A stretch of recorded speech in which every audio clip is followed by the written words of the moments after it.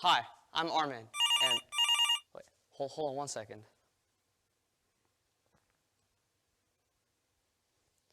All right, where was I? Okay, so obviously that was scripted, and I meant it in a lighthearted way, because it can be amusing when we recognize our own faults. What is not so funny is when our faults limit our real-life interactions. We have all been the person to whip out our phone at the wrong time, but rarely are we called out for it. Why is that? We are the creators of social media. We have accustomed to this irrational idea that replacing real conversations with online communication is okay. I'm here to prove to you that it is not. Social media has begun to encroach upon our humanity to the point that it even takes away our humanness. Now, you may be wondering what this really means. The dictionary says that it involves the nature of people. Technology, and more specifically social media, are quite evidently not in our nature. Not only does it change what we do, but it changes who we are.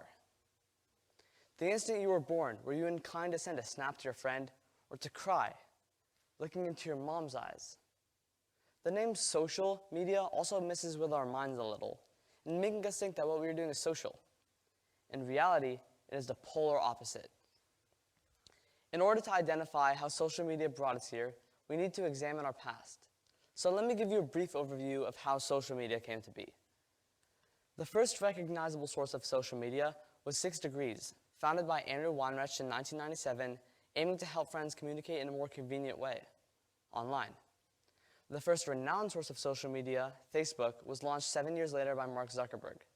It helps close friends keep in touch and distant friends stay in touch. But by communicating online, it becomes unnatural. This attitude we have is commonly misconceived as okay, as human-like and natural. The intentions have been lost. We are letting social media take us to places we never wanted to go, and we are stuck, trapped in a maze full of crossed wires and do not know which way to turn. Which path should we take? Now, it is easy to get lost in thinking about these thick questions, as they are deep and unanswerable.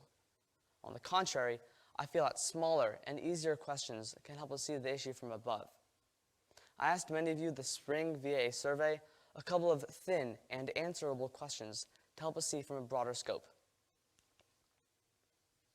Out of the 145 respondents, approximately 90% of people said that they use their phones for 2 hours or more on each weekday, and another 40% use them for 4 hours plus. On the weekends, over 60% use them for 5 hours or more each day, adding up to 10 hours in total. Now, when we find ourselves mindlessly wasting our time on these machines, how is it fair to tell our parents we can't come to the table for a family dinner? As my charts indicate, health and humanness are directly related. According to the majority of you guys, social media takes up too much of your time. Due to the ongoing pressure here in the technology capital of the world, many of us are sleep deprived. Social media almost always has a negative impact on the amount of sleep we get each night, and less than 15% said that it never affected their sleep time. This data also shows that students feel that their grades would be better without social media. Although we can all agree it has a number of social benefits, only some of your real self is shown online. You can pick out your identity and change who you are.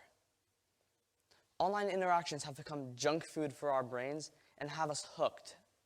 How much more direct could I get than that? I just supplied you with relevant and relatable statistics that you could be a part of, that you are a part of. Most of you feel that it takes away from your sleep, that it is dehumanizing.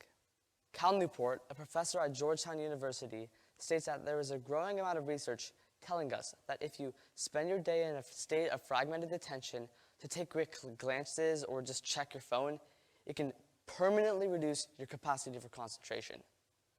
Quite ironically, this act of trying to be a well-rounded human by taking care of your social profile is actually dehumanizing. All the attempts to stay in touch distance you from being social. Keeping in touch with our friends is good if used in a healthy way. Communicating in real life is much more valuable than doing so online. Next time you open your phone to message a nearby friend about how their day was, or send a picture of your face with no context, I urge you to set up a time to meet and hang out. This shouldn't take more than 10 or so seconds, and is a great first step in retaining your humanness. If this is too hard for you at the moment and you need time to adjust to this virtue of spending less time online, try setting yourself a screen time if your parents haven't already. If they have, maybe ask them to lower it a bit, to challenge yourself and strive for a better you. Social media or social life? TED Talks or TikToks? You need to make a choice.